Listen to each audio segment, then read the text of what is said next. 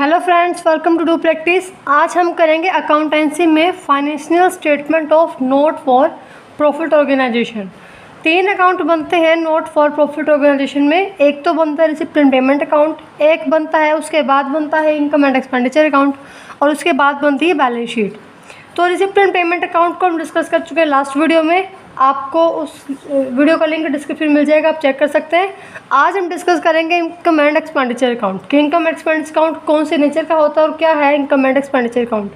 क्योंकि जो profit seeking business है, प्रॉफिट सीकिंग ऑर्गेनाइजेशंस है, वहाँ पर इनकम एंड एक्सपेंडिचर अकाउंट नहीं बनता है, वहाँ पर P&L अकाउंट बनता है। तो क्या डिफरेंस है इनकम एंड एक्सपेंडिचर अकाउंट में और क्या मीनिंग है वो डिस्कस करेंगे हम।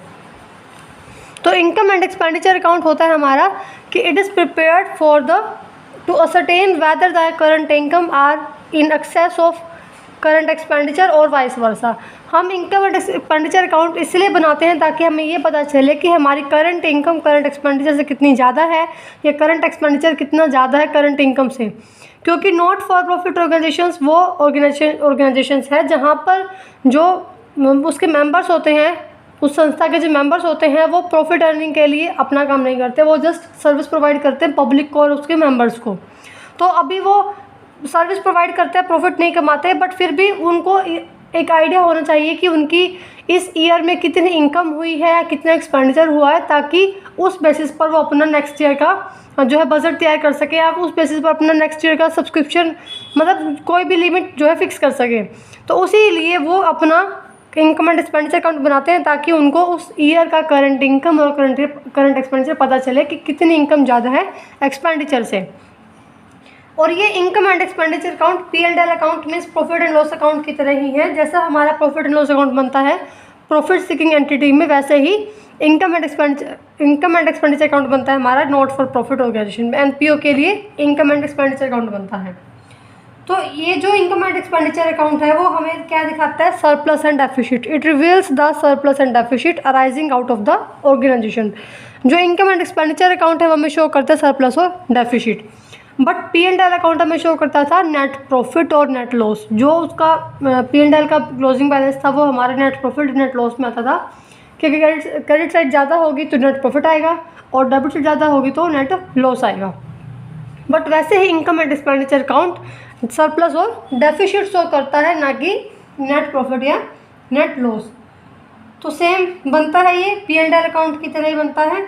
और साथ साथ इसमें जो है सबसे बड़ी बात हमने एक है कि रिसिप्ट एंड पेमेंट अकाउंट जो हमने पढ़ा था उसमें आप सारी ट्रांजेक्शन को रिकॉर्ड करते हो, वो कैपिटल नेचर की है या रिवेन्यू नेचर की है। जैसे अगर आपको सब्सक्रिप्शन मिला तो वो रिवेन्यू नेचर का है, आपने वो भी रिकॉर्ड किया।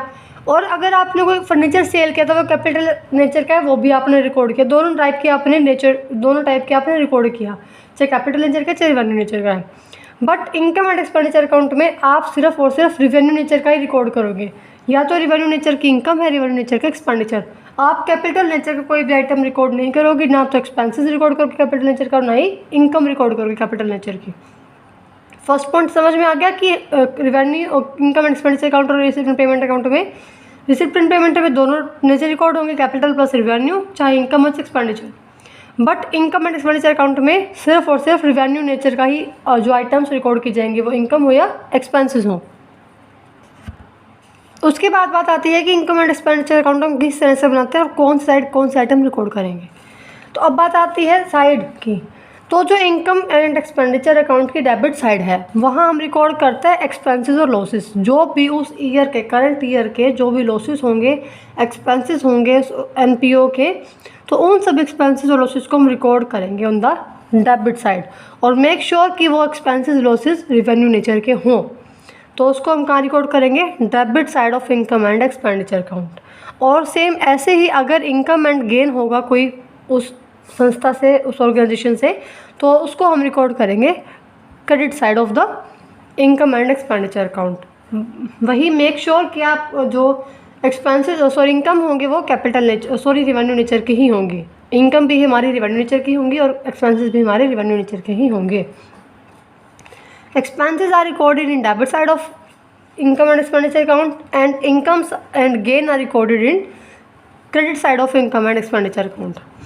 अब हमने मतलब अकाउंट हमारा बन गया income and expenditure account. Debit side हमने रिकॉर्ड किया सारा का सारा जो एक्सपेंसेस, हमने क्रेडिट साइड रिकॉर्ड किया सारी इनकम एंड गेन। तो अब मेन बात है कि अब जो है फाइनल रिजल्ट क्या रहेगा, एट द एंड क्या रहेगा। एट द एंड ये रहेगा कि अगर आपका क्रेडिट साइड ज़्यादा है, अगर क्रेडिट साइड ज़्यादा है तो हमारा आएगा सरप्लस, रिज़ल्ट क्या आएगा, सरप्लस। और अगर डेबिट साइड ज़्यादा है तो हमारा आएगा रिज़ल्ट डेफिशिट। तो डेफिशिट हमारा रिज़ल्ट आएगा अगर डेबिट साइड ज़्यादा होगी।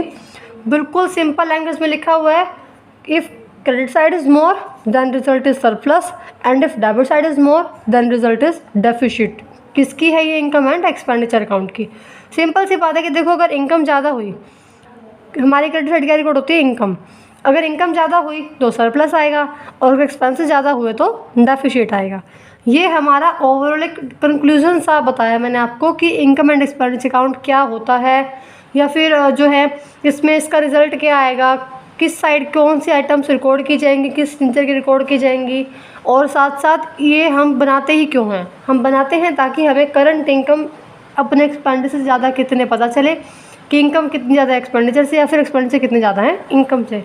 उस चीज़ का आइडिया लेने के लिए हम इनकम एंड एक्सपेंडिचर अकाउंट बनाते हैं। अब हम करते हैं कि फीचर्स क्या क्या है इनकम एंड एक्सपेंडिचर अकाउंट के। उसके बाद है features of income and expenditure account. क्या क्या features income and expenditure account के। फर्स्ट फीचर है नेचर ऑफ अकाउंट, कि किस तरह का अकाउंट है इनकम एंड एक्सपेंडिचर अकाउंट। तो इनकम एंड एक्सपेंडिचर अकाउंट एक नॉमिनल अकाउंट है, एक नॉमिनल अकाउंट है। जैसे कि receipt and payment account real account था, वैसे ही ये जो है इनकम एंड एक्सपेंडिचर अकाउंट एक नॉमिनल अकाउंट है। तो इस पर नॉमिनल अकाउंट का रूल ही एप्लीकेबल होगा। वो रूल है हमारा debit all expenses and losses and credit all income and gain, कि जितने भी लॉसेस जितने भी एक्सपेंसेस होंगे सबको हम डेबिट करेंगे और जितने भी इनकम गेन होंगे उनको हम सबको क्रेडिट करेंगे। तो यही हमने किया था इनकम एक्सपेंडिचर अकाउंट में कि लो एक्सपेंसेस डेबिट साइड और इनकम क्रेडिट साइड। तो ये कौन सा अकाउंट है, नॉमिनल अकाउंट, जिस पर नॉमिनल अकाउंट का रूल ही एप्लीकेबल होगा। उसके बाद सेकंड फीचर आता है हमारा nature of items recorded in it, कि किस नेचर के आइटम इसमें रिकॉर्ड की जाती हैं। तो इसमें हमने कौन सी आइटम्स देखी थी, सिर्फ और सिर्फ रिवेन्यू नेचर की आइटम्स इसमें रिकॉर्ड की जाएंगी, कैपिटल नेचर के आइटम्स इसमें रिकॉर्ड नहीं की जाएंगी। फॉर एग्जांपल कि हमने कोई फर्नीचर सेल किया, 50,000 रुपीज़ का, और वो फर्नीचर की वैल्यू 45,000 रुपीज़ थी। 45,000 का फर्नीचर हमने 50 में सेल किया। तो अभी जो 50,000 रुपीज़ है वो कैपिटल इनकम है, कि हमें 50,000 कैपिटल आया, कैपिटल नेचर का इनकम आया, ठीक है, तो कैपिटल इनकम है। और जो 5,000 मीन्स 5,000 रुपये जो उस पर प्रॉफिट हुआ है वो एक रिवेन्यू नेचर की आइटम होगी। तो हमें इस अकाउंट में इनकम एंड एक्सपेंडिचर अकाउंट में सिर्फ और सिर्फ रिवेन्यू नेचर की आइटम रिकॉर्ड करनी है। जैसे कि जो प्रॉफिट हुआ है उस फर्नीचर के ऊपर हम सिर्फ उसी को रिकॉर्ड करेंगे इनकम एंड एक्सपेंडिचर अकाउंट में, ना कि हम रिकॉर्ड करेंगे उस 50,000 रुपीज़ को। तो हम यहाँ पर सिर्फ 5,000 रुपीज़ को रिकॉर्ड करेंगे, 50,000 रुपीज़ को हम रिकॉर्ड नहीं करेंगे, क्योंकि इसमें सिर्फ और सिर्फ रिवेन्यू नेचर के आइटम से रिकॉर्ड की जाती हैं। उसके बाद थर्ड पॉइंट आता है हमारा omission of opening and closing balance of cash, कि जैसे कि रिसिप्ट एंड पेमेंट अकाउंट में हम कैश का बैलेंस लिखते थे कि ओपनिंग क्लोजिंग बैलेंस, बट हम इनकम एंड एक्सपेंडिचर अकाउंट में कैश का ओपनिंग और क्लोजिंग बैलेंस नहीं लिखेंगे, ना तो ओपनिंग बैलेंस लिखेंगे ना ही क्लोजिंग बैलेंस लिखेंगे। उसके बाद नेक्स्ट पॉइंट आता है हमारा एडजस्टमेंट, कि कैसे एडजस्टमेंट करते हैं इनकम एंड एक्सपेंडिचर अकाउंट में। तो बिल्कुल सेम बनाया जाता है जैसे कि हमारा P&L अकाउंट बनता है, प्रॉफिट एंड लॉस अकाउंट, वैसे ही हमारा इनकम एंड एक्सपेंडिचर अकाउंट बनता है, कुछ अलग नहीं है इसमें। बट इसमें एक बात है कि इसमें सारी आइटम्स वही रिकॉर्ड की जाएंगी जो करंट ईयर की हैं, जैसे कि करंट ईयर का डेप्रिसिएशन है, करंट ईयर के एक्सपेंसेस हैं, करंट ईयर की इनकम है। तो सिर्फ और सिर्फ हम उन्हीं आइटम्स को ही रिकॉर्ड करेंगे, सिर्फ और सिर्फ करंट ईयर के आइटम्स को ही रिकॉर्ड किया जाएगा, जैसे हम P&L में करते थे। कोई प्रीवियस ईयर की इनकम, कोई प्रीवियस ईयर के एक्सपेंसेस, कोई आने वाले ईयर की इनकम को हम रिकॉर्ड नहीं करेंगे। तो एडजस्टमेंट कैसे होगी, सेम P&L की तरह, सिर्फ करंट ईयर की इनकम को ही या करंट ईयर के एक्सपेंसेस को ही रिकॉर्ड किया जाएगा। उसके बाद नेक्स्ट पॉइंट आता है हमारा it records income and expenditure account of current year period. बिल्कुल सेम वही बात है कि हम सिर्फ करंट पीरियड का ही इनकम और एक्सपेंडिचर रिकॉर्ड करेंगे, ना तो नेक्स्ट ईयर का रिकॉर्ड करेंगे और ना ही प्रीवियस ईयर का। जो करंट ईयर में इनकम होगी, सब्सक्रिप्शन आएगा, एक्सपेंसेस होंगे, फ़ी जाएगी, तो उनको ही रिकॉर्ड किया जाएगा। कुछ अलग चीज़ों को रिकॉर्ड नहीं किया जाएगा, सिर्फ करंट पीरियड की इनकम एक्सपेंडिचर को रिकॉर्ड किया जाएगा। लास्ट पॉइंट है पर्पस, कि पर्पस हम बनाते ही क्यों है इनकम एंड एक्सपेंडिचर अकाउंट को, क्या हमारा उद्देश्य, क्या पर्पस है हमारा इनकम एंड एक्सपेंडिचर अकाउंट को बनाने का। तो पर्पस है कि हम इनकम एंड एक्सपेंडिचर बनाते हैं ताकि हमें क्या पता चल पड़ सके, सरप्लस और डेफिसिट। सरप्लस और डेफिसिट का पता लगाने के लिए ही, सरप्लस और डेफिसिट ऑफ करंट ईयर का सरप्लस और डेफिसिट को पता लगाने के लिए हम बनाते हैं इनकम एंड एक्सपेंडिचर अकाउंट। अगर हमारी हुई ज़्यादा क्रेडिट साइड तो क्या आएगा, सरप्लस, और ज़्यादा हुई डेबिट साइड तो हमारा आएगा डेफिसिट।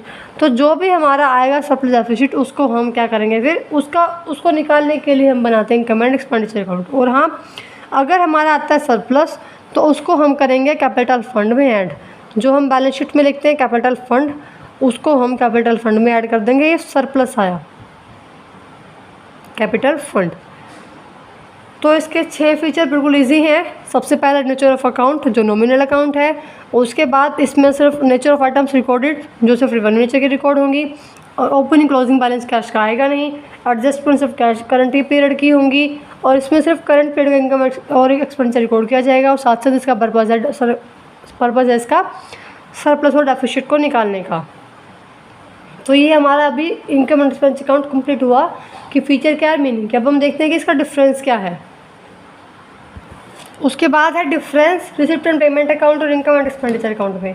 क्योंकि जब दोनों ही अकाउंट, दोनों स्टेटमेंट एनपीओ की हैं, तो दोनों में क्या डिफरेंसेस हैं वो चेक करना ज़रूरी है कि दोनों में डिफरेंस क्या है। क्योंकि दोनों ही अकाउंट एनपीओ के हैं, नॉट फॉर प्रॉफिट ऑर्गेनाइजेशन के हैं, तो फिर दोनों में डिफरेंस क्या है। तो फर्स्ट पॉइंट है कि नेचर कैसा है रिसिप्ट एंड पेमेंट अकाउंट का। तो नेचर है कि जो रिसिप्ट एंड पेमेंट अकाउंट है वो है कैश बुक की समरी। जब हम कैश बुक बनाते हैं तो उसमें हम डेली बेसिस पर रिकॉर्ड करते हैं सारे आइटम्स को, और हम इस अकाउंट में, रिसिप्ट एंड पेमेंट अकाउंट में, हम सारे ट्रांजेक्शन को एक ही बार में या एक ही at the end of year हम बनाते हैं इस अकाउंट को। तो हम सारे ट्रांजेक्शन को एक ही डेट पर रिकॉर्ड करते हैं, ना कि अलग डेट पर।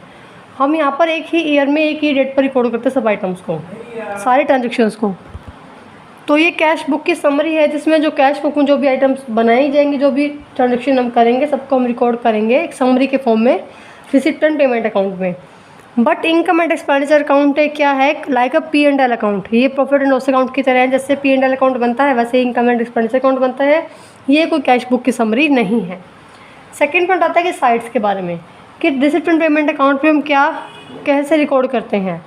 रिसिप्ट एंड पेमेंट अकाउंट में हम डेबिट से रिकॉर्ड करते हैं रिसिप्ट, जो भी रिसिप्ट आएंगी उस एनपीओ में, उस संस्था में जो भी रिसिप्ट आएंगी चंदे की फॉर्म में, डोनेशन की फॉर्म में, जो भी कुछ आएगा उसको हम रिकॉर्ड करेंगे डेबिट साइड, और पेमेंट को हम रिकॉर्ड करते हैं क्रेडिट साइड।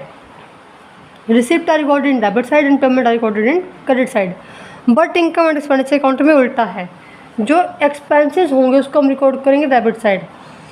इस अकाउंट में रिकॉर्ड किया हमने रिसिप्ट को डेबिट साइड, मतलब आने वाली चीज़ों को, और इनकम एंड एक्सपेंस अकाउंट में हमने रिकॉर्ड किया एक्सपेंसेस को डेबिट साइड, मतलब जो जा रहा है एक्सपेंसेस, जो नुकसान है, जो लॉसेज है, जो जा रहे हैं उसको हम रिकॉर्ड किया डेबिट साइड, और जो इनकम है उसको हमने रिकॉर्ड किया credit side. Expenses debit side और इनकम क्रेडिट साइड। उसके बाद है किस तरह का अकाउंट है ये, तो रिसिप्ट एंड पेमेंट अकाउंट एक रियल अकाउंट है, जिस पर रियल अकाउंट का रूल एप्लीकेबल होगा, debit what comes in, credit what goes out. But income and expenditure account एक नॉमिनल अकाउंट है, जिस पर नॉमिनल अकाउंट का रूल एप्लीकेबल होगा, डेबिट और expenses and losses and credit और इनकम एंड गेन। तो ये रियल अकाउंट है, नॉमिनल अकाउंट है।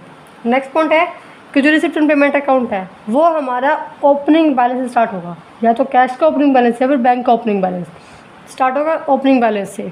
But income and expenditure account कोई भी ओपनिंग बैलेंस से स्टार्ट नहीं होता।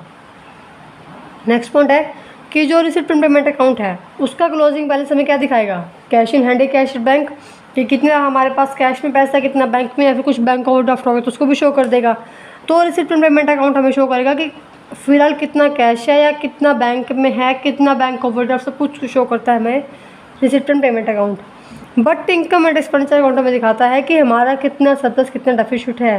तो इनकम एंड एक्सपेंडिचर अकाउंट हमें शो करता है सरप्लस और डेफिसिट। उसका जो ओवरऑल जो रिजल्ट आएगा वो हमारा आएगा सरप्लस और डेफिसिट के फॉर्म में। उसके बाद है कि जो रिसिप्ट एंड पेमेंट अकाउंट है उसमें हम दोनों तरह की आइटम्स को रिकॉर्ड करते हैं, भले ही वो आइटम्स हो कैपिटल लेजर की, जैसे कि फर्नीचर वाला एग्जांपल है, वो उस एग्जांपल में 50,000 का फर्नीचर सेल हुआ था, तो यहाँ पर हम दोनों को रिकॉर्ड करेंगे, 50,000 को भी और 5,000 को भी, क्योंकि दोनों ही आइटम्स क्या हैं, दोनों तरह के आइटम्स को रिकॉर्ड करते हैं, चाहे वो कैपिटल नेचर की चाहे वो रेवेन्यू नेचर की है। But income and expenditure account में हम सिर्फ रेवेन्यू नेचर के आइटम को ही रिकॉर्ड करते हैं, कैपिटल नेचर के आइटम को हम इग्नोर करते हैं।